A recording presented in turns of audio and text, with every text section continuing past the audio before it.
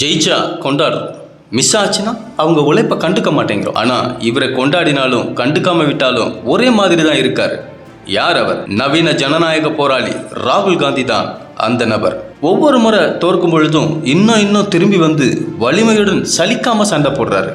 MP பதவியை பிடுங்கினாங்க, bank அக்கௌண்ட்டை freeze பண்ணாங்க, கட்சி முக்கிய பிரமுகர்களை விலைக்கும் வாங்கினாங்க.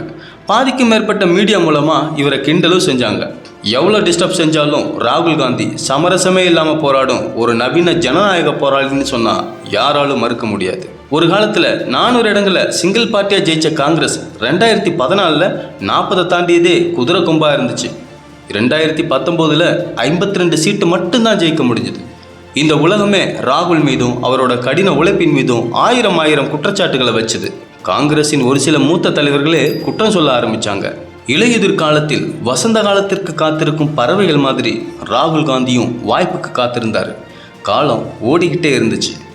இறுதியா ராகுல் காந்தி ஒரு முடிவுக்கு வந்தார். போர்க்களத்திற்கு போகணும்னு முடிவு பண்ணி தன்னுடைய தலைவர் பதவியை விட்டு கொடுத்துட்டு சாதாரண தொண்டனா காஷ்மீரிலிருந்து கன்னியாகுமரி வரைக்கும் நடைப்பயணமாக சென்று மக்களை சந்திச்சார்.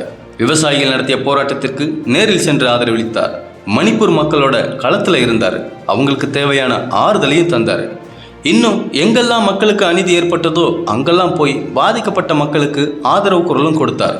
அது மட்டுமல்ல, ஒத்த கருத்துடைய மாநில கட்சிகளோட பேச்சுவார்த்தை நடத்தி காங்கிரஸ் கூட்டணியில இணைக்க வச்சார். இறுதியில் இந்தியா கூட்டணின்னு பெயரிட்டு மாபெரும் கூட்டணி அமைச்சார் ராகுல் காந்தி. உண்மையில் இந்த வெற்றிக்கு காங்கிரஸ் மிகவும் இறங்கி வந்ததே காரணமாகும். இவர் நம்பின நிதிஷ்குமார் முதுகுல குத்தினார். கெஜ்ரிவால் கூட்டணியில் இருக்க டெல்லியில கூட்டணி, பஞ்சாப்ல தனிச்சுன்னு குழப்பினார்.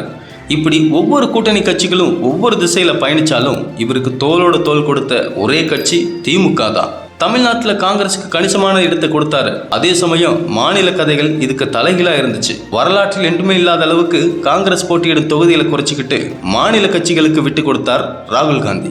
ஒரு காலத்துல 400க்கும் மேற்பட்ட இடங்கள்ல போட்டியிட்ட காங்கிரஸ் இந்த தேர்தலில் வெறும் 328 இடங்கள்ல தான் போட்டியிட்டது. தமிழ்நாடு முதலமைச்சர் காங்கிரஸுக்கு பங்கிட்டு கொடுத்த தொகுதிகளை ஜெயிக்க வச்சு அழகு பார்த்தாரு.